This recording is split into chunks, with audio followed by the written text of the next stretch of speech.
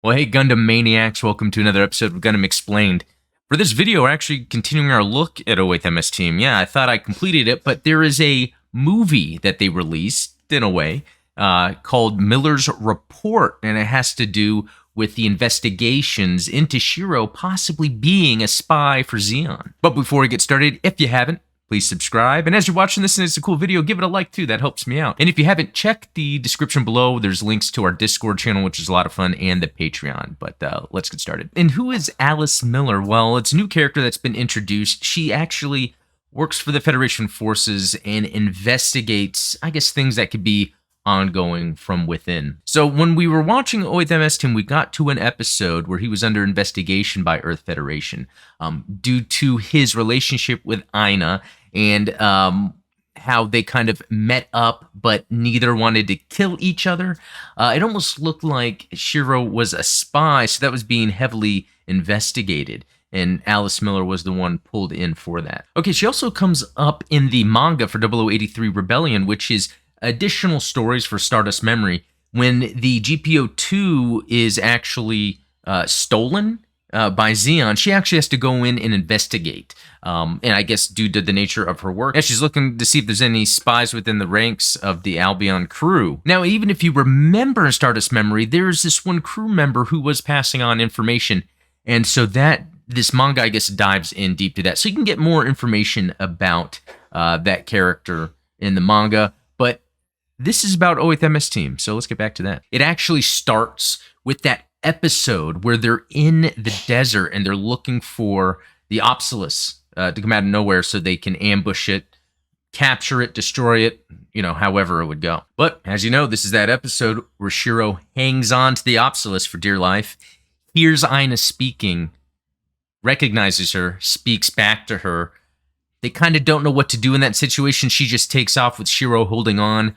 But due to this being the Absoless 2 and it kind of being weak in the thruster department, they go and they crash over in a snowy area. You know what? And real quick, I want to add how cool this intro is. It's very cinematic, and I like how it zooms in on to the circle to transition to the next scene. Some cool shots here coming up because what we're seeing is the Absoless 2, once it was, or its parts were captured. So if you remember from that episode, which is shown at the beginning of this movie, Aina has the Absoless 2 detonate as the Earth Federation forces were about to capture it.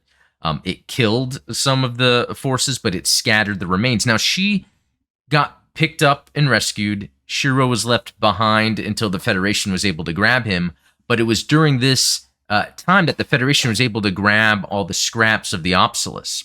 And now this is also what jumpstarts the interrogation of Shiro, because in that situation, the Federation forces feel like he could have done more. He could have taken out Aina, stopped the Absoless from exploding, etc. Again, another cool shot, and we see the head of the Absoless having that Zaku head there. And then you can see to scale with someone working in it. Here's a cool shot. They're almost parallaxing layers of the debris that have been painted in order for it to make a complete picture. All right, I like this scene where, Alice is interrogating Shiro. Ask him why he would do this, why he would do that. The dialogue is very reminiscent of what you would hear in interrogations or cross-examination of witnesses, for instance, in a court hearing. So the dialogue here checks out. I think something that's brought up here is why would Shiro bother trusting someone from the Principality of Zeon, even though he's saying it is due to just being in love with her. People have to question that. She is as well, and Alice had an experience in the past where she was trusting a Zeon officer that turned on her, and she inevitably had to kill this person that she was trusting, and that kind of set her in motion maybe to be in this employment that she's in, where she does interrogation of potential spies. As we saw that she also did this with 0083 Rebellion, so this is kind of in her wheelhouse. But also maybe it's hard for her to believe or understand Shiro that he really does feel for someone in terms of her thinking that he should be taking that seriously because he could be turned on. As much as he could be interrogated and seem like he truly does love this Aina person and doesn't want to spy for Zeon. People don't know Aina. No one knows Aina like Shiro does, and could be that she is pulling strings. We see some additional flashbacks as Shiro is describing his story. I'm reminded of the part early on, I think it was the first episode, where Aina was willing to pull the trigger on Shiro.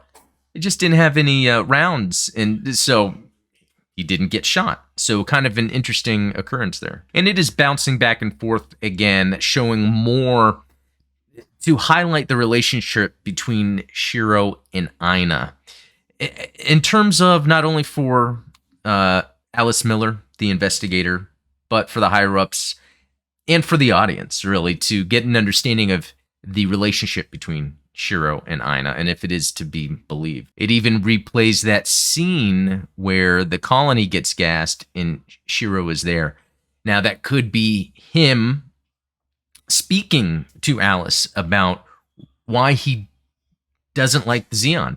And even when Aina wakes him up from him being in that frostbitten cold, and he immediately looks at the uniform, proclaims Zeon, starts getting angry and agitated. It's almost like it's a defense for him, that as much as he loves Aina, it's what Zeon has done that's made him mad, and that he would not side with Zeon because of what they'd done. So, sprinkling a little of that in there, would a story like that be taken seriously by the higher-ups in the investigation?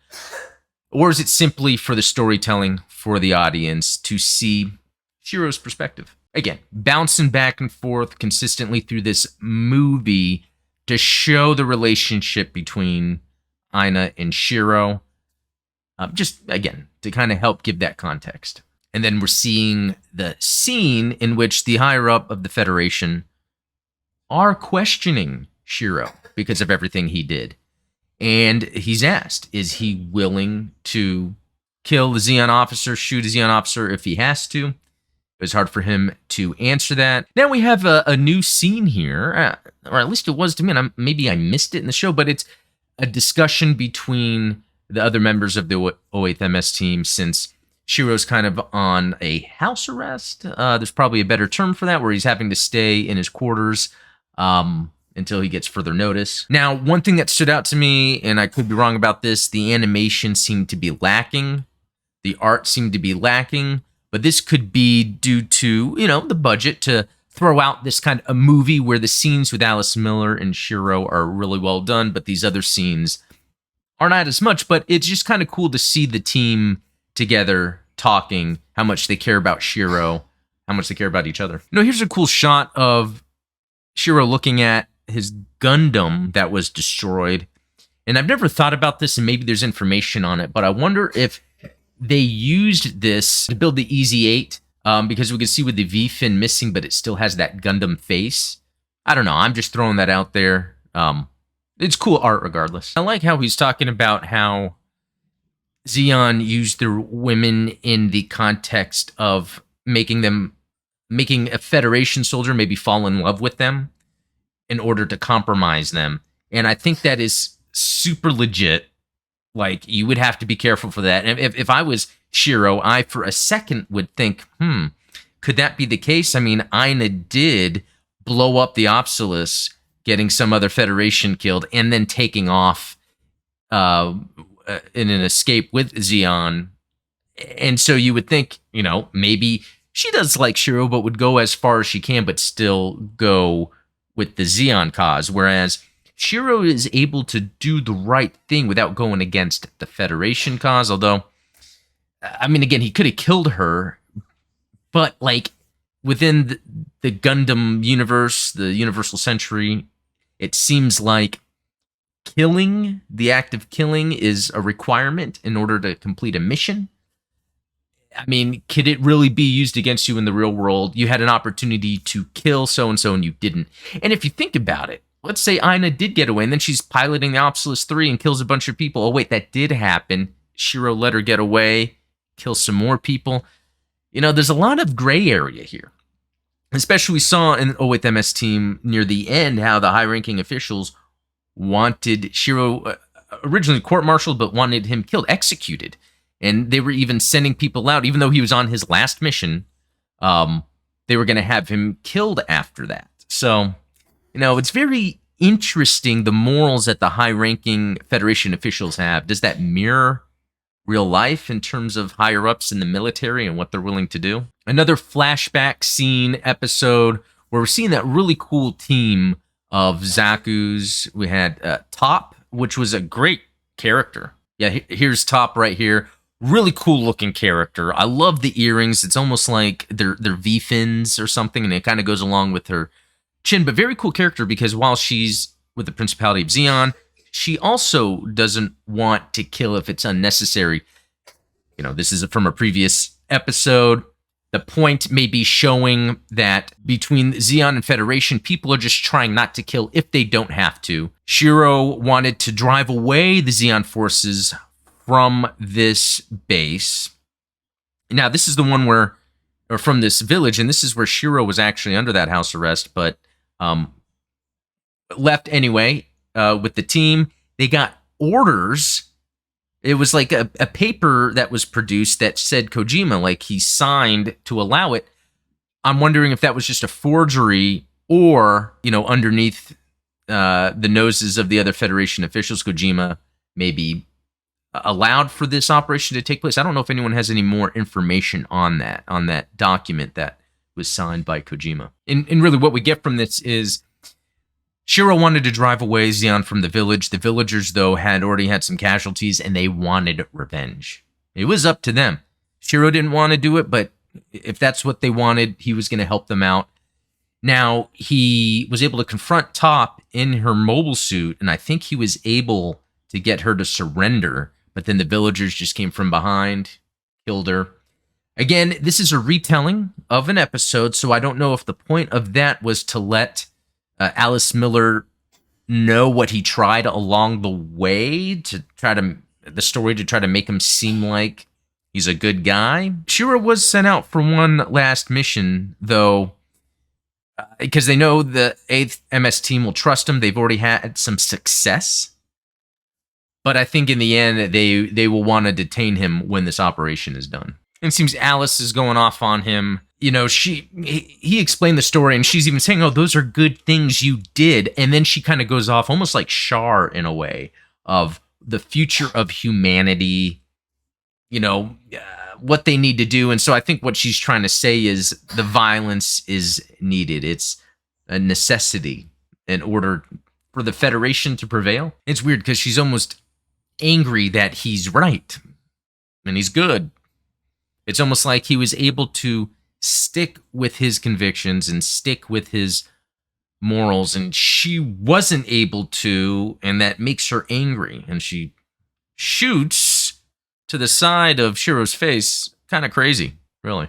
And so it ends with Alice and her cigarette watching the 8th MS team take off for the mission that is the final episode, or next to final episode, actually, before you get to the movie. So that was 8th MS team, Miller's Report, the little kind of compilation movie that was put together. They take some episodes to kind of show off the relationship between Shiro and Aina, his good deeds, but it's kind of interspersed with these the dialogue between Shiro and Alice of, like, saying that he is a spy, he is a traitor, and him explaining himself out of it, kind of showing the differences people can take within the war of trying to go all the way and do the good thing, regardless of what's going to happen.